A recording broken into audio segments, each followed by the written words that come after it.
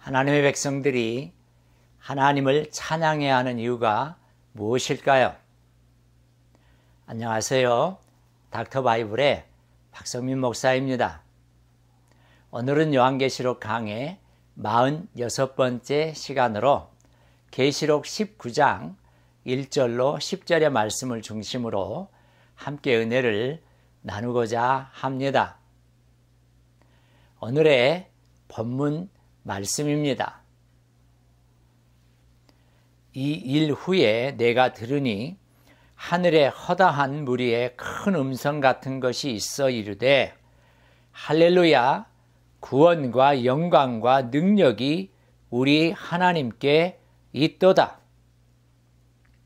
그의 심판은 참되고 의로운지라. 음행으로 땅을 더럽게 한 큰 음녀를 심판하사 자기 종들의 피를 그 음녀의 손에 갚으셨도다 하고, 두 번째로 할렐루야 하니 그 연기가 세세토록 올라가더라.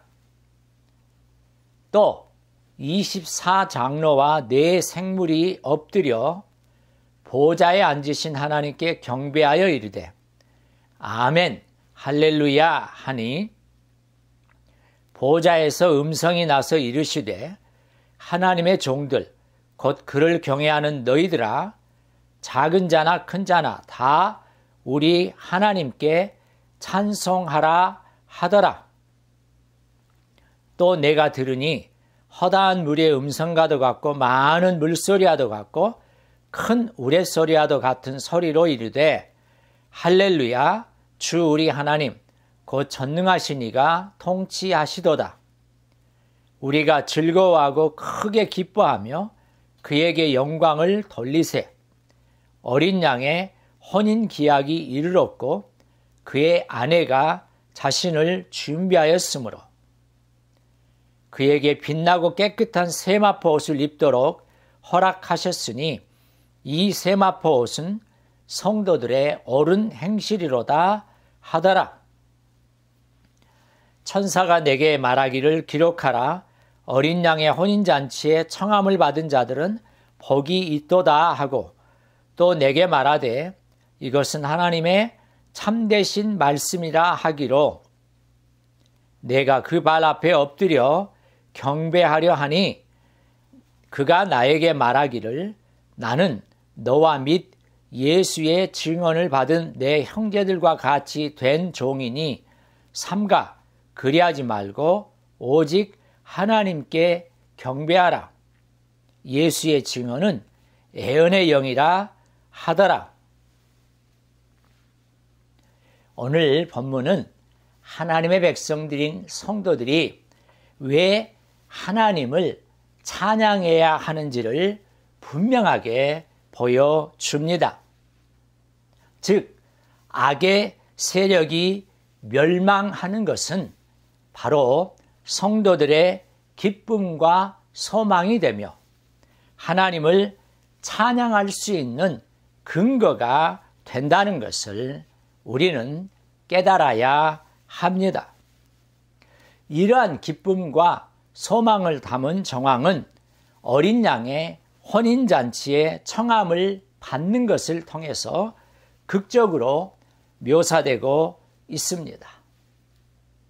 우선 오늘 본문 1절에서는 하늘에 허다한 큰 무리가 큰 음성으로 할렐루야를 외치며 음녀 바벨론을 멸망시킨 하나님의 구원과 영광과 능력을 찬양하고 있습니다. 여기에서 이 하늘에 있는 허다한 무리는 하늘에 있는 승리한 성도들을 뜻합니다. 다음 2절에서 승리한 천상의 교회가 하나님을 찬양하는 근거를 소개하고 있는데, 큰 음녀 바벨론에 대한 하나님의 심판이 찬양을 받아야 하는 이유는 그것이 참되고 의롭기 때문입니다. 3절에서 다시 한번 할렐루야로 하나님을 찬양하는 이유는 그 연기가 세세토록 올라가기 때문인데, 이때 연기는 음녀 바벨론이 불에 타 영원히 멸망하는 것을 뜻합니다.